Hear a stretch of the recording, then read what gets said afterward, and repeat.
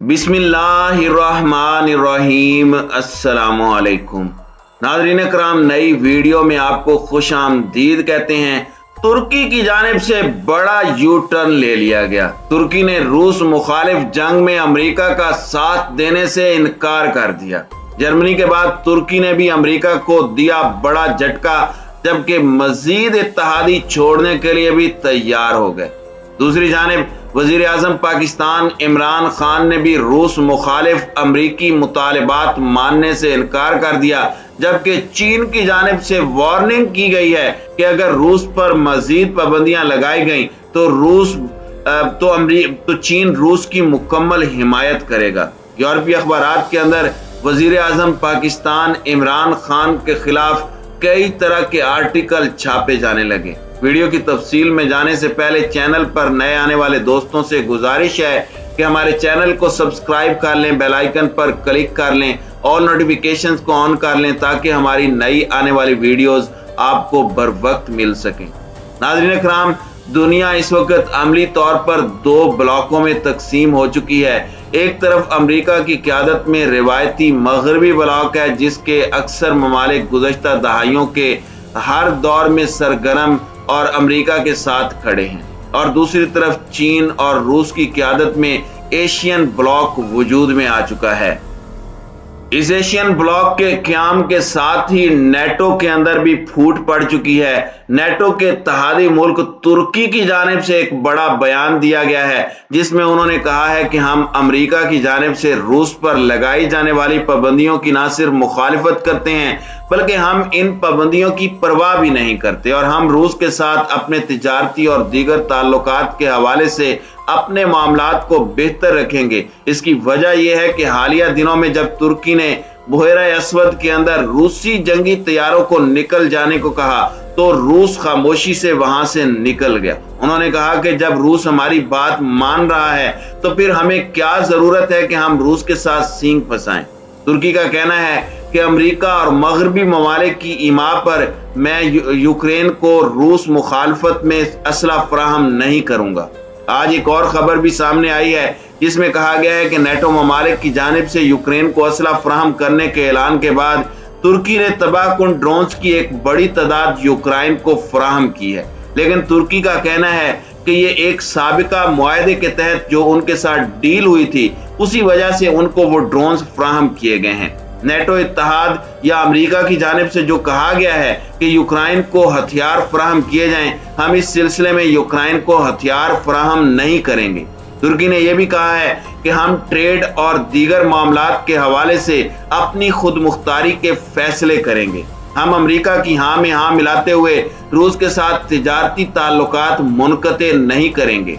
नाज़रीन कराम, ये अमेरिका के लिए एक बहुत बड़ा झटका है, क्योंकि इससे पहले जर्मनी और नॉर्वे की जानिब से भी अमेरिका से बेजारी का इजहार किया जा चुका है कि वो खिते के अंदर जंगो जदल और बदअमनी को हवा दे रहा है। अब इस तमाम सूरत हाल में अमेरिका को काफी ज्यादा तशवीश लाहिक हो गई है। पाकिस्तान की जानिब से भी ऐसे वक्त में कि जब पूरी दुनिया रूस पर पाबंदियां लगा रही है, उसके साथ ट्रेडिंग करने का ऐलान किया जा रहा है। तुर्की की जानिब से ये बयान आना अमेरिका की बहुत बड़ी नाकामी समझी जा रही है, और आने वाले कुछ अरसे में मजीद नेटो इत्तेहादी भी अपने जाती और कौमी मफादात के फैसले करते हुए अमेरिका की हाँ में हाँ मिलाने से इनकार करने वाले हैं। नाज़रीन कराम, इस वक्त रूसी सदर व्लादिमीर पुतिन डू और डाई की कंडीशन में हैं, और इसी सिलसिले में उन्होंने एटमी हथियारों को भी हाई अलर्ट पर रखा हुआ है, और कहा है कि अगर मगरबी ममालिक या नेटो इत्तेहादियों की जानिब से रूस के मामले में दखल अंदाजी देने की कोशिश की गई तो वो एटमी हथियार चलाने से भी गुरेज नहीं करेंगे। दूसरी जानिब यूक्रेन में रूसी अफवाज दाखिल हो चुकी हैं, और खर्कीव पर मुकम्मल तौर पर रूस का कब्जा हो चुका है, और कुछ खबरें ये भी सामने आ रही हैं कि रूसी फौजियों के हमले के दौरान यूक्रेन की जानिब से जवाबी कार्रवाई में बड़ी तादाद में रूसी फौजी भी मारे गए हैं। क्रेमलिन के तर्जुमान का कहना है कि वो यूक्रेन के हमले के दौरान हलाक होने वाले रूसी फौजियों की तादाद की तस्दीक नहीं कर सकते। उन्होंने कहा कि इस तादाद की तस्दीक सिर्फ रूसी वजारत दिफा कर सकती है।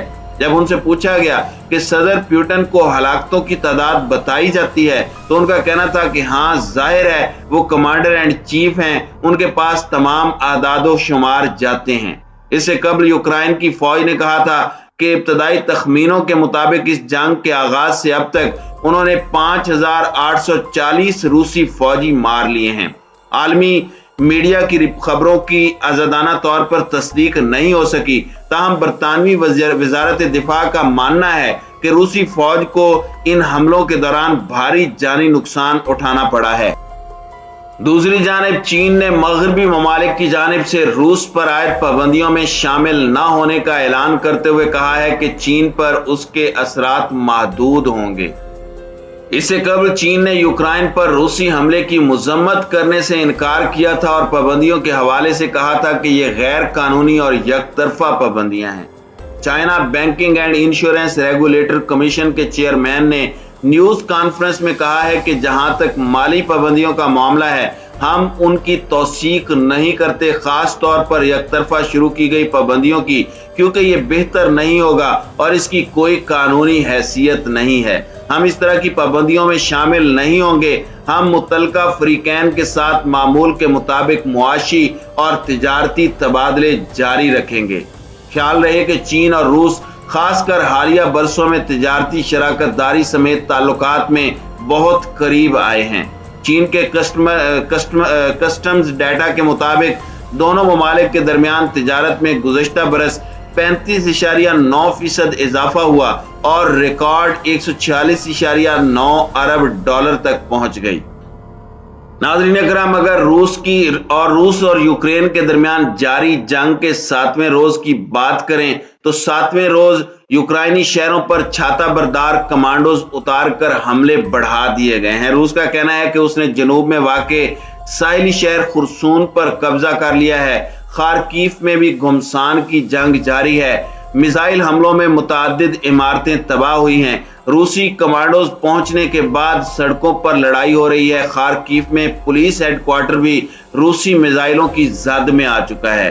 دونوں شہروں میں 200 سے زائد افراد کے ہلاک ہونے کی اطلاعات ہیں۔ غیر ملکی میڈیا کے مطابق 80% روسی دستے یوکرائن میں داخل ہو چکے ہیں۔ روسی فوجی گاڑیوں کا ایک بڑا قافلہ یوکرائن کے دارالحکومت کیف سے 15 میل دور ہے جہاں لڑائی ہو رہی ہے، جبکہ جنوبی ساحلی شہر ماریوپول کے ڈپٹی میئر کا کہنا ہے کہ روسی شیلنگ مسلسل جاری ہے۔ روسی وزیر دفاع نے کہا ہے کہ تمام اہداف کے حصول تک یوکرائن میں کارروائی جاری رہے گی۔ یوکرائن کو غیر عسکری بنائیں گے اور اسے نازیوں سے پاک کیا جائے گا۔ اقوام متحدہ کی جنرل اسمبلی میں روس کے یوکرائن پر حملے کی مذمت اور اس کی افواج کے فوری انخلاء سے متعلق ایک قرارداد بھی منظور کی گئی ہے۔ روسی سفیر کا کہنا ہے کہ روس مشرقی یوکرائن میں علیحدگی پسند تنازع حل کروانا چاہتا ہے۔ انہوں نے مغربی ممالک پر الزام عائد کیا کہ وہ کھلی اور مذموم دھمکیاں دے رہے ہیں تاکہ ممالک اس قرارداد پر ووٹ دے سکیں۔ یہ 1997 کے بعد اسمبلی کی پہلی ہنگامی میٹنگ ہے۔ دوسری جانب بیلاروس میں یوکرائن اور روس کے درمیان بات چیت متوقع ہے، تاہم ماسکو کے چیف مذاکرات کار کا کہنا ہے کہ بات چیت بدھ کی بجائے جمعرات تک یعنی آج تک ملتوی ہو گئی ہے۔ بیلاروس میں ولادیمیر زیلنسکی نے روسی میڈیا کو بتایا ہے کہ یوکرینی وفد جمعرات کو پہنچے گا۔ روسی دستوں نے اس وفد کو یوکرین میں حفاظتی راہداری دی ہے۔